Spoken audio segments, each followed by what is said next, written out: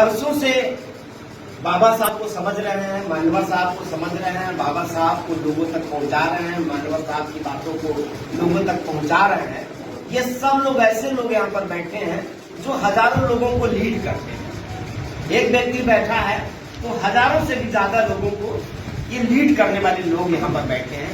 इसलिए आप सभी बहुत काबिल लोग यहाँ पर बैठे हैं। मानवर साहब की कुछ बातें हैं और मानवर साहब की कुछ लाइनें हैं जो हम लोगों को पूरी बात समझा जाती है और पूरा आंदोलन, पूरा मकसद बताया जाता है। मानवर साहब ने कहा था कि तमन्ना सच्ची है तो रास्ते निकल आते हैं और तमन्ना झूठी है तो बहाने निकल आते हैं। लायक लोग रास्ता निकालते हैं और नालायक लोग बहाना निकालते हैं।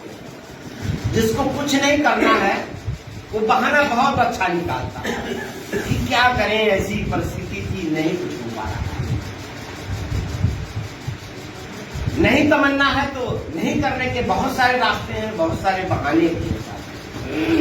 ये आंदोलन की लाइनें हैं मानवर साहब पे। एक एक लाइन पे मानवर साहब ने आंदोलन खड़ा कर दिया, लोगों को उत्तेजित कर दिया, लोगों को घर से निकलने के लिए मजबूर कर दिया। लोग घर से निकल गए।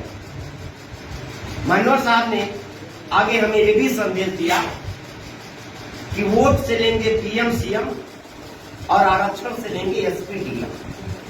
आरक्षण की भी जो ताकत है वो भी मानवर साहब ने हम लोग बहुत बेहतर तरीके से बताया और वोट की ताकत भी मानवर साहब ने बहुत अच्छे से बताया।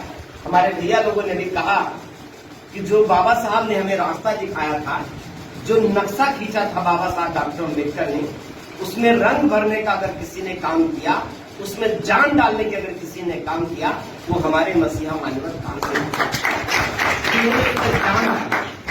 और हम लोग मानवर साहब के बारे में नारा लगाते हैं कि मानवर तेरी नेक कमाई तूने सोची कौन करे। इसलिए नारा लगाते हैं कि उस दौर में मानवर साहब ने हम लोगों की आंखों में सपना जगाया, हम लोगों के शरीर में वो जुनून पैदा किया कि तुम भी सत्ता ले सकते हो, तुम भी राजा बन सकते हो।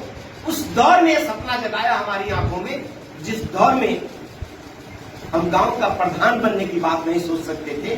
उस दौर में मानवर साहब ने हमें समझा दिया कि तुम प्रदेश के मुख्यमंत्री भी बन सकते हो और तुम देश के प्रधानमंत्री भी बन सकते हो। ये ताकत दिया मानवर उस दौर में, ये ताकत दिया जब हमारे पास कुछ नहीं था। आज बहुत कुछ है।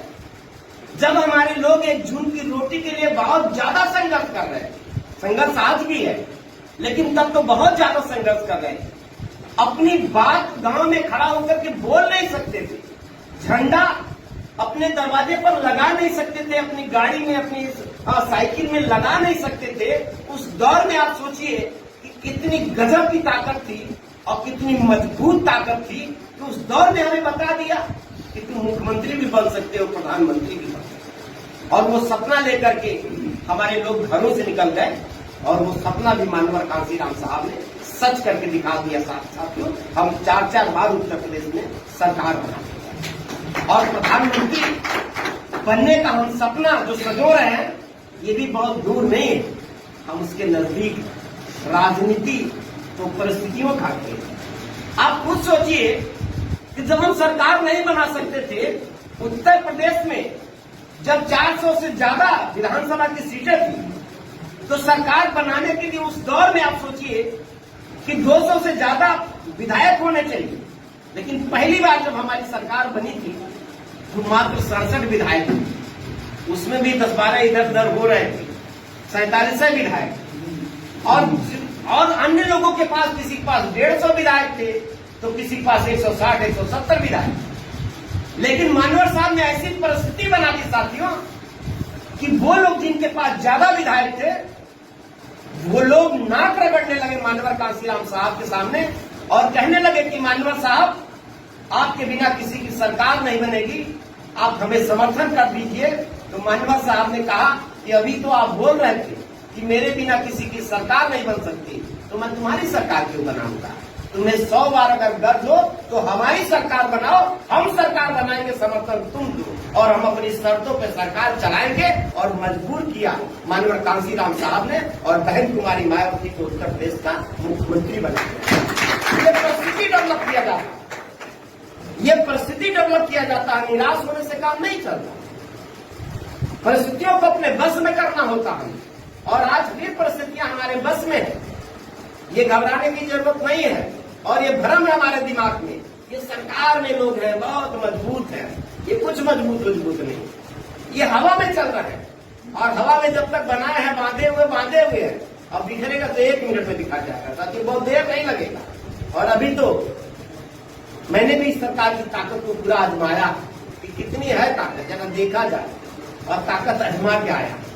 अभी माननीय साहब बता रहे हैं कि माननीय साहब को लोग कहते थे CIA का एजेंट, अमेरिका के एजेंट।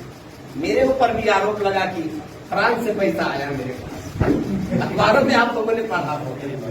मेरे ऊपर भी आरोप लगा कि फ्रांस से पैसा आया इनके पास। वैलेंटीनी के इनके साथ गिरफ्तार हुआ, सरकार ने मुझे गिरफ्तार किया और 22 दिन